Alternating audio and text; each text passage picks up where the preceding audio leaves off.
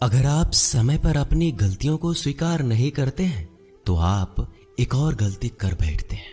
आप अपनी गलतियों से तभी सीखते हैं जब आप अपनी गलतियों को स्वीकार करते हैं। हम चाहें तो अपने आत्मविश्वास और मेहनत के बल पर अपना भाग्य खुद लिख सकते हैं, और अगर हमको अपना भाग्य लिखना नहीं आता तो परिस्थितियां हमारा भाग्य लिख देगी।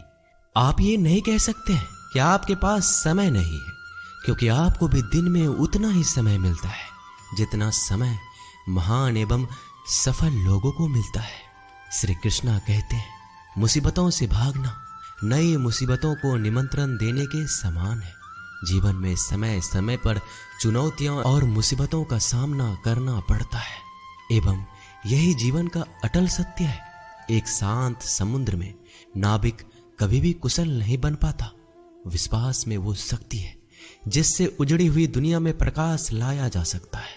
विश्वास पत्थर को भगवान बना सकता है, और अविश्वास भगवान के बनाए इंसान को पत्थर दिल बना सकता है। जीवन में कठिनाइयां हमें बर्बाद करने नहीं आती है, बल्कि ये हमारी छुपी हुई सामर्थ्य और शक्तियों को बाहर निकलने में हमारी मदद करती है। कठिनाइयों को ये जान लेने दो कि आप उससे भी ज्यादा कठिन हो।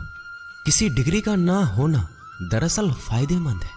अगर आप इंजीनियर या डॉक्टर हैं तब आप एक ही काम कर सकते हैं, पर यदि आपके पास कोई डिग्री नहीं है तो आप कुछ भी कर सकते हैं। बारिश के दौरान सारे पक्षी आश्रय की तलाश करते हैं, लेकिन बाज बादलों के ऊपर उड़कर बारिश को ही अवॉइड कर देता है।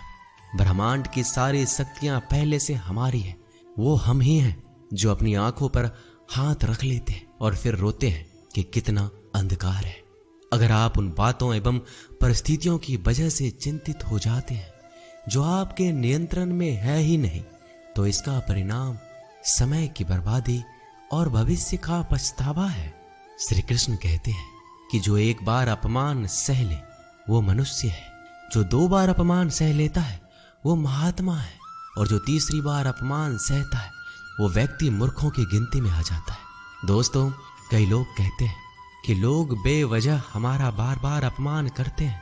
कुछ कहते भी नहीं तो भी लोग हमारा अपमान करते हैं। पर अगर कोई हमें बार बार तंग करे, अपमान करके हमें ताना मारता रहे या हमारी हंसी उड़ाते रहे, तो हमें क्या करना चाहिए या फिर उसका जवाब देना चाहिए? यदि आप बार बार अपमान सहते रहेंगे तो आप खुद को हमेशा अपमानित महसूस करेंगे और लोग भी आपकी कद्र करना छोड़ देंगे। कोई भी आपको कुछ भी कहकर चला जाएगा। यदि आप चाहते हैं कि कोई आपका अपमान ना करे तो आपको अपने स्वाभिमान की रक्षा खुद करनी होगी। सहनशीलता में और मूर्खता में बहुत अंतर है। जो इंसान गलत करता है, अत्याचार करता है, अन्याय करता है, वो तो पाप का भागी है ही, पर जो इंसान चुप होकर अत्याचार को, अन्याय को सहता है वो भी पाप का भागी है। क्योंकि अत्याचारी को, अन्याय को पहले बार में ही रोक दिया जाए तो उसकी हिम्मत बढ़ेगी नहीं। अगर हम उसे छूट दे देंगे, उससे कुछ नहीं कहेंगे, अगली बार वह हमें और सताएगा। इसलिए आपका धर्म है कि अपने सम्मान की रक्षा करो। इस दुनिया में सबसे महंगी चीज होती है सम्मान। सम्मान ऐसे ही किसी को मुफ्त में नहीं मिल जाता। इसको अपने चरित्र से, अपने अच्छे गुण से, स्वभाव से कमाया जाता है। यदि आपके सम्मान पे, स्वाभिमान पे चोट आए तो आपको उसकी रक्षा करनी चाहिए। यदि आप चाहते हैं कोई भी आपका अपमान ना कर सके, कोई भी आपके सम्मान को, स्वाभिमान को चोट ना पहुंचाए, तो 3 बातें आप हमेशा याद रखना। पहली बात, कुछ लोग कहते हैं हमें कोई कुछ बोल जाता है, हम तो चुप रह के सह लेते हैं, क्या करें, कैसे जवाब दें? तो अपनी इस आदत को बदलिए। कई लोग जो सहते रहते हैं और जब उनकी सहन शक्ति खत्म हो जाती है तो एकदम बम की तरह फट जाते हैं। इससे उनके रिश्ते भी टूट जाते हैं और वो खुद भी पछताते हैं। हम जवाब देते हैं तो झगड़े हो जाते हैं, हम जवाब देते हैं तो हम बुरे बन जाते हैं। इसका कारण ये है कि आपको बात करना नहीं आता। किसी की बातों का जवाब देने का मतलब ये नहीं कि हमें झगड़ा करना है या हमें क्रोध करना है। अगर कोई आपसे ऐसे शब्द कहता है जो अनुचित है तो सहज भाव में आपको उनका उत्तर देना चाहिए। किसी की बातों पर उत्तर देना झगड़ा करना नहीं होता, क्रोध करना नहीं होता। आपको सीखना है बिना क्रोध किए लोगों के बातों का कैसे उत्तर दे सकते हैं? कई लोग कहते हैं हम बात करते हैं तो झगड़ा हो जाता है। कई लोग कहते हैं हम एक जवाब देते हैं तो सामने वाला हमें दूसरा जवाब देता है, जिससे हम चुप हो जाते हैं। हम क्या करें, हम बात नहीं कर पाते।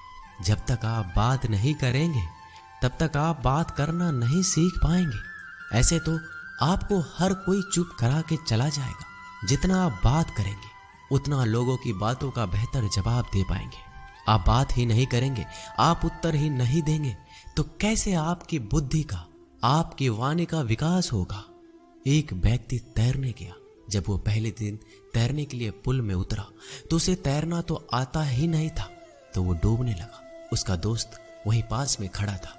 वह व्यक्ति हाथ पैर चलाने लगा पर वो डूबता जा रहा था। फिर उसके दोस्त ने देखा कि ये डूब ना जाए, फिर उसको बचाकर बाहर ले आया।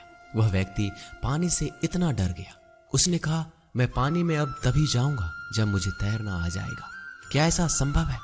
क्या कोई व्यक्ति पानी में उतरे बगैर तैरना सीख सकता है?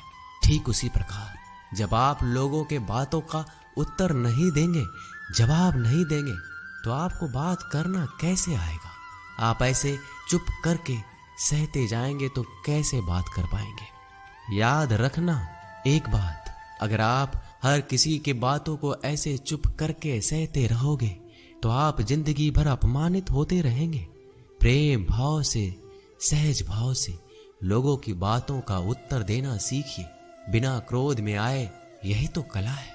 लोगों को उत्तर देना नहीं आता, क्रोध करना आता है, झगड़ा करना आता है। आपको इन्हीं बातों का अभ्यास करना है कि बिना आवेश में आए, बिना क्रोध में आए, प्रेम भाव से, सहज भाव से हमें अपने स्वाभिमान की रक्षा करनी है। लोगों को उत्तर देना है, चुप करके कुछ भी नहीं सहना। याद रखना एक बात, जब तक आप अपनी रक्षा के लिए उठ खड़े नहीं होते तब तक आपकी रक्षा के लिए कोई नहीं आएगा। जिस दिन आपने अपने भीतर हिम्मत जगा ली, शक्ति जगा ली, उसके बाद आपको दुनिया में कोई हरा नहीं सकता। दूसरी बात, आप खुद को हमेशा बेहतरीन करते रहिए, खुद के ज्ञान को बढ़ाते रहिए। हर दिन आप खुद से पूछिए कि आपने जिंदगी में क्या सीखा, क्या प्राप्त किया। ज्ञान सिर्फ किताब नहीं, हाँ किताबें भी पढ़िए, क्योंकि किताबें आपकी बुद्धि का विकास करती है, जिससे आप जिंदगी को और बेहतर देख पाते हैं। लेकिन अपनी चेतना को, अपनी समझ को, अपने अनुभव को भी डेवलप करना जरूरी है। खुद पे मेहनत कीजिए। जितना आप डेवलप करेंगे आपके अंदर उतना ज्ञान बढ़ेगा, समझ बढ़ेगी, आप उतना ही ज़्यादा कॉन्फिडेंट हो जाएंगे। जितना आप लाइफ में कॉन्फिडेंट रहेंगे, आप किसी का भी अत्याचार चुप करके सहन नहीं करेंगे। फिर आप अपने सम्मान की रक्षा खुद करेंगे। तीसरी बात, आप मूर्ख लोगों से, बुरी संगतों से दूर रहिए, क्योंकि ऐसे लोग कभी किसी को खुशी नहीं देख सकते। ऐसे लोगों को दूसरों की खुशी से ईर्ष्या होती है।